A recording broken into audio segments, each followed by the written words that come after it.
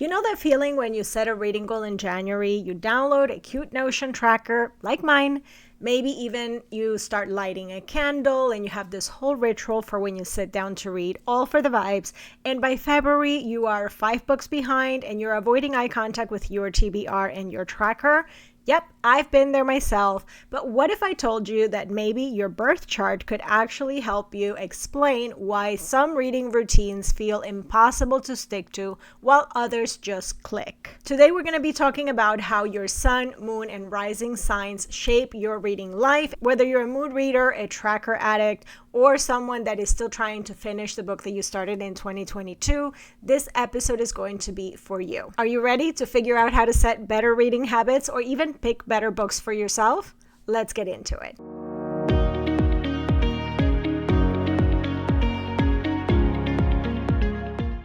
Welcome to Reading Under the Covers, a romance novel podcast where we chat, fangirl, and maybe even swoon over our latest reads. I'm Francesca from Under the Covers book blog, and today we are diving into how your sun, moon, and rising signs shape your reading routine. First up, we're going to discuss why your reading routine isn't sticking. Let's start with the obvious. We all want to read more, or we want to read consistently, or just feel better about how we read. And yet routines are tricky, right? So we try to force ourselves into someone else's system because maybe it worked for that girl on TikTok who always finishes 20 books a month, so it's gonna work the same for me. But guess what? We then realize that we're not built the same, and what works for that person doesn't necessarily work for me. I've basically been through every phase. Reading goals that felt like work, or mood reading spirals where I started 5 books, I finished none of them, buddy reads that I fully ghosted, and then other times I'm reading 10 books in 2 weeks and I'm just thriving. So then I started thinking, what if there's a reason why some routines stick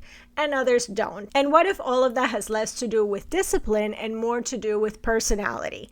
Or even something like astrology. And look, I get it, astrology is not for everyone, but I think it's a fun lens for you to focus on and give it a try for today. So stick with me here. I think that this one will actually make a lot of sense if you're the kind of person who reads based on vibe, energy, mood. It's not about predicting your reading future, it's about understanding your patterns. So today we're going to be breaking it down by your big 3, your sun sign, your moon sign, and your rising sign. If you don't know what your big 3 are, you can go to astro-charts.com. It's free. You enter your place of birth, date of birth, and time of birth, and it will give you your chart with your major placements. So you're going to be looking for your sun, your moon, and your ascendant, which is your rising. Each of these plays a different role. Your sun sign is your identity, which is basically your reading motivation, the why behind your habits.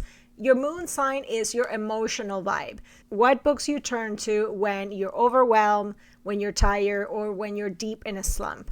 And your rising sign is how you move through the world. It's the energy behind your actual routines, when and how you read. So once you know those 3, you can start creating a reading life that feels very natural instead of forced. By the way, I do have a blog post on this that I'm going to leave linked down below. I would encourage you guys to also visit when you're finished listening to this. Let me know what your big 3 are, and if you actually have either some things that explain how you read, or if you've noticed some things that could be adjusted in your reading life by this information. I'm also going to leave a couple of more resources linked in the show notes that are all about mood reading and setting better reading goals as well, if you have struggled with those areas too. So all of that is going to be linked in the show notes and you can check it out. But for now, let's get into how your chart explains why your reading routine feels amazing or it feels like a full-time job that you never applied for. Let's start with your sun sign.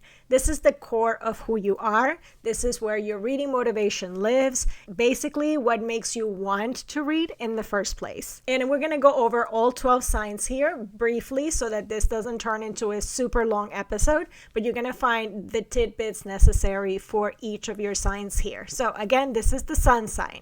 If you're an Aries Sun, you probably love the feeling of progress. So you thrive on energy and momentum. Reading challenges might actually work for you because they tap into your natural drive, Quick reads, fast-paced plots, anything that makes you feel like you're achieving something, that's your sweet spot. If you're a Taurus Sun, you want comfort. You're probably drawn to stories that are rich and sensory. There's lush world building, slow burn romance, characters that cook or garden or redecorate, and your reading environment matters too. So you probably have a favorite blanket, a go-to drink, and a TBR that matches the seasons. If you're a Gemini Sun, you need variety. So you're the type of reader with 3 books going on at once. Maybe one's on your Kindle, one's on audio, one's a spicy rom-com that you read in 10-minute bursts between your texts. You basically need flexibility and stimulation, not a routine. If you're a Cancer Sun, you read to feel. You're the kind of reader who emotionally bonds with fictional characters like they are real people. So if a book makes you cry, you love it even more. Rereading might also be big for you, meaning returning to the emotional safe zone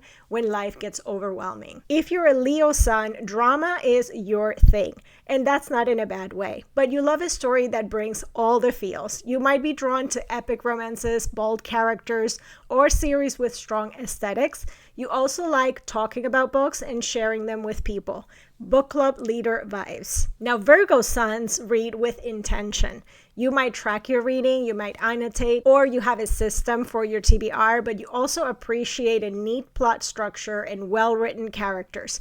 You also probably remember what you read last year in great detail. Reading is a hobby, but it's also a little bit of a system for you. A Libra Sun values balance and harmony. You might be drawn to romance, fairy tale retellings, or stories with emotional symmetry. Aesthetics matter, so you care about the cover, the prose, the vibe. Reading is part art and part escape for you. Scorpio Suns want intensity, so you're not reading to relax. You want to be fully immersed. Dark romance, gothic fantasy. You want to feel changed by the end.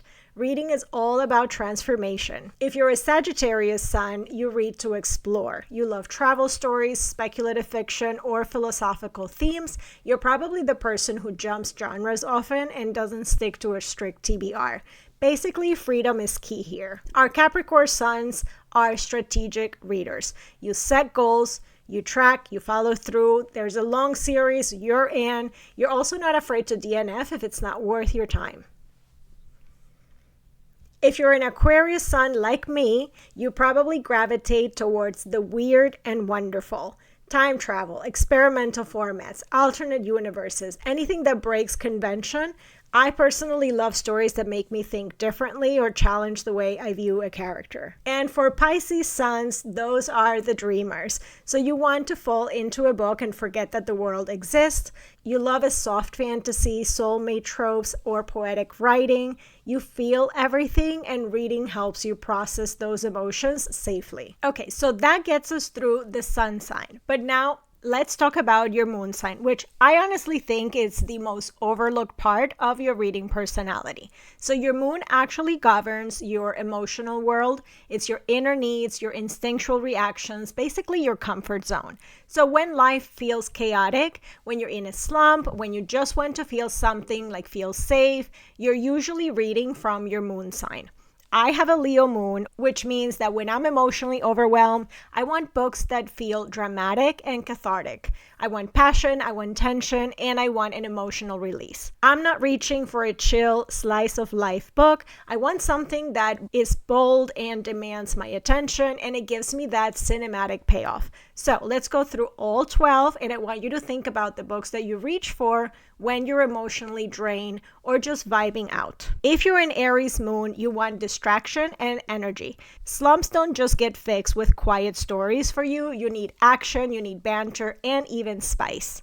Something fast-paced that keeps your brain moving. If you're a Taurus Moon, you want calm and comforting. You're likely to gravitate towards cozy fantasy, comforting romances, or rereads that feel like home. The reading experience is as important as the book itself. Basically, you'll want some soft music, snacks, a blanket, a full sensory reset. For Gemini Moon readers, you'll want something light and mentally engaging. Slumps might get cured with novellas, with short stories, or books with quick and witty dialogue. You probably switch formats or genres just to keep things fresh as well. Cancer Moons need emotional connection. Family-centered plots, childhood friends to lovers, stories with heart and depth. When you're in your moon energy, you want to feel loved and seen by the story. If you're a Leo moon like me, you want a book that entertains you. You want drama, you want high-stakes romance, you want emotional arcs that let you escape your own inner chaos. So basically, you just want to be swept up. For Virgo moons, you need clarity and control. Read something with structure, like a well-paced mystery or a character-driven plot with a clear arc. It helps bring order back into your emotional world. And bonus, if you're also annotating or journaling as you read. A Libra moon reader seeks emotional equilibrium. So you're soothed by a romance, emotional symmetry, or even stories with moral themes and satisfying resolutions. You might read to restore a sense of beauty when life feels off balance. Scorpio moons go deep. Now, you're not afraid of dark plots or taboo topics, but those stories help you process emotion in a very powerful way. You need to transform and release, not just escape. For Sagittarius moons, you want fun and freedom. You may need something adventurous or philosophical, stories that let you feel like you're somewhere else, physically or mentally, that will help you reset. Capricorn Moon readers crave groundedness, so you want something solid, maybe a long series to dig into, or a story with practical wisdom. When emotions are too much, you anchor yourself with consistency and focus. If you're an Aquarius Moon, you need detachment. So speculative fiction, sci-fi romance, quirky stories with unusual structure, all of that is going to help you process feelings from a safe distance. You like books that make you think instead of just feel. And for Pisces moons, lastly, you want to get lost. Soft fantasy, soulmate tropes, emotional poetry. You are here for the feels. So reading is full immersion for you, and it's often how you self-soothe. So if you've ever wondered why a book that worked last month is not working for you now, or why a certain book just hit when you're going through it, then this is the sign to look at. Your moon is actually the key to your emotional reading rhythm. And if you're a mood reader, like me, you're probably choosing based on your moon more than you realize. So now let's move on into your rising sign or your ascendant. This one is so underrated when it comes to reading because it's all about how you show up in your reading life. So that's the energy that you naturally carry. When it comes to routines, that's the actual how and when of your reading. This is where you want to look. Your rising sign can help you figure out what kind of routine works for you. Not what looks cute on Instagram, not what worked for your favorite book talker, what you're actually going to stick to because it aligns with how you move through the world. I'm a Cancer rising, and what that means for me is that yes, I love a cozy vibe. I love soft lighting, a candle burning, a blanket, a beverage nearby, but I also can multitask. And I'm usually juggling between formats, maybe reading on my Kindle, listening to an audiobook while I do something else. I love the idea of a ritual, but my reality is also that reading happens around the rest of my life. So now let's go through all 12 signs and give you some insight into your own rising energy and how that can work for your reading routine. If you're an Aries rising, you move fast. You do best with short bursts. Think reading sprints in the morning, quick chapters between tasks. You like to start strong, and you might need variety to keep the momentum going. For Taurus rising, you crave consistency. You probably love a steady nightly reading ritual, the same chair, the same blanket, the same hour. The predictability helps you unwind and actually enjoy the experience. Gemini rising readers thrive on flexibility. Audiobooks while doing the dishes, switching formats throughout the week. You probably always have something on deck, and you like to keep it light, interesting, and multitask friendly. For Cancer rising, hi, again, that's me. You probably build rituals around reading. So you like to feel cozy. It's not always about the structure, but it is always about a sensory experience. You might mood read more often than you think, and you're deeply affected by the story's atmosphere. If you're a Leo rising, you like to set the scene. So you probably make your reading space aesthetically pleasing. You have a good reading chair, you have ambient lighting, you have a soundtrack maybe that matches the book's tone, and reading feels like a total experience that you curate. For Virgo rising readers, this is all about routine. You might use a calendar block for reading or set a chapter per day goal. You track your progress. You probably get satisfaction from checking off your TBR. And I'm not gonna lie, that's aspirationally me, but I'm definitely on the lower scale of that. If you're a Libra rising, it's all about being social. You do better with a book club, with buddy reads, or even just reading what's trending so that you can talk about it online. Reading is way more engaging when you're sharing that experience with others. And if you're a Libra rising, you thrive in that environment. Scorpio rising readers want privacy and immersion. So you read best alone, in quiet, and at night. You like to go deep and you don't like being interrupted. So you probably also DNF quietly and you don't announce your reads until they are completely done. Sagittarius rising folks are more spontaneous. So you read when the energy hits. Maybe you're on the go, while traveling, or on a whim, and you're not into any kind of routines so much. You're not really into any kind of routine, but it's more of a rhythm. You want freedom to follow your interest. Capricorn rising, you're the planner. Reading time is part of your schedule and you probably set real goals around it. So you might treat your TBR like it's a project list. And that actually is what motivates you. Aquarius rising readers like to do things their own way. You might read at odd hours, you try unique genres, and you have your own system that no one else actually understands. But that's the whole point. You want your routine to reflect your individuality. And if you're a Pisces rising, you thrive in dreamy, quiet settings. Reading is basically your escape. So you prefer early mornings, late nights, when all the world around you is quiet. And you can read when you can really sink in. So when you're setting up your reading time, think less about discipline and think more about your flow and how that actually matches your energy. If you're trying to force a 30-minute bedtime routine, but your rising energy is chaotic and spontaneous, it's never going to stick. So now, I went through all of them and let's bring it all together because your sun, moon, and rising signs don't exist in isolation, right? So this is about combining all three in a way that really paints a full picture for your reading style. So here's mine again. I'm an Aquarius Sun, a Leo Moon, and a Cancer Rising. And when I tell you that this combo explains so much about my reading life, I mean it. My Aquarius Sun craves stories that are a little off-center, books that do something unique or challenge the traditional genre structure. I get excited about unusual tropes and speculative elements, maybe even timeline jumps, and I just want to be surprised. Basically, I will always prioritize an interesting book over a trending book any day. Then there's my Leo Moon, which brings the emotion and drama.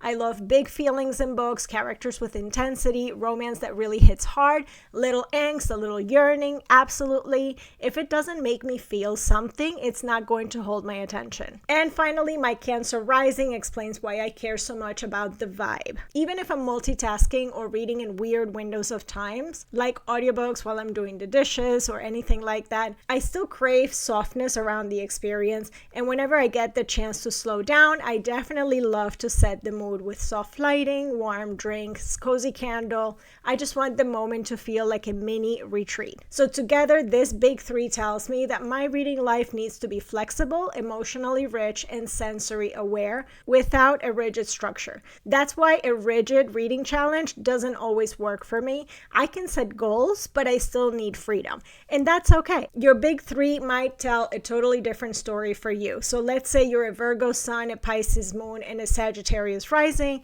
So you might love structure reading goals like the Virgo and fall into emotional reads when you're overwhelmed. That's your Pisces. But still you prefer to read on your own time in bursts of energy with little routine. And that's because of the Sagittarius. So forcing yourself into that 30 minutes of reading every night, it's probably not your thing. But batch reading for 3 hours on a Sunday will feel amazing. Another example, maybe you're a Capricorn Sun, Scorpio Moon, and Libra Rising.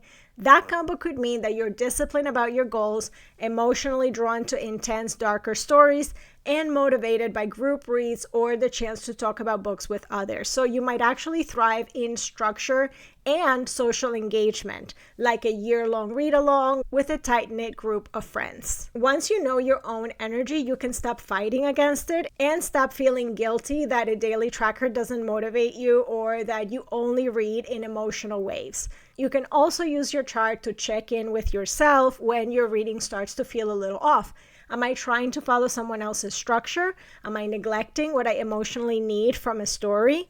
Is my environment working with me or against me? This is just one lens, but it can be really helpful when trying to build a sustainable, enjoyable reading life that feels like yours, not someone else's routine wrapped in an aesthetic packaging. So now that you've heard all this, what do you do with it? First of all, if you don't already know your sun, moon, and rising signs, make sure you go pull up your birth chart. I will leave that link for astro-charts.com in the description box. It's totally free. You don't have to enter any email information or anything like that, and you get all of that details. But there's also tons of other free tools online. So all you're going to have to do is plug in your birth date, time, and location. If you're missing the exact time, you can still get your sun and moon, which are already super helpful. Then start noticing how your signs show up in your reading life. So ask yourself, are my reading goals aligned with my sun sign motivation?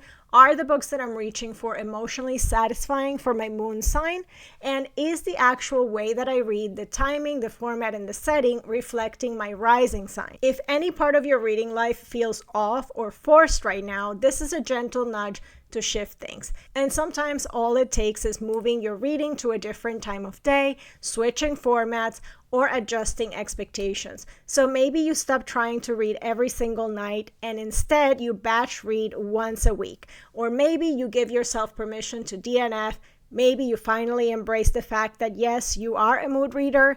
And if you want a little bit of help figuring all of that out, I also have something for you, because this week on our Substack, I'm going to be sending our April reading guide, and it's going to be full of resources to help you reset your routine for the season. You'll get tropes that match the Aries season energy. So we're talking bold, fast-paced, emotionally charged reads with some book recommendations. And you'll get a downloadable set of monthly journaling prompts that you can use in your reading journal, as well as tools and ideas to help you customize your reading routine based on your current energy, goals, and schedule. It's all designed to help you feel aligned with your reading again and not stressed about that goal number that you have for the year. So if you haven't already, head to underthecoverscommunity.com and make sure that you are signed up. It's totally free to sign up for the community. Some of the things are going to be for our paid subscribers, but you definitely get a ton of fun bookish extras there every single month. And if this episode helped you rethink how you approach your reading, share with a friend, and also don't forget to visit the blog post and let me know what are your big three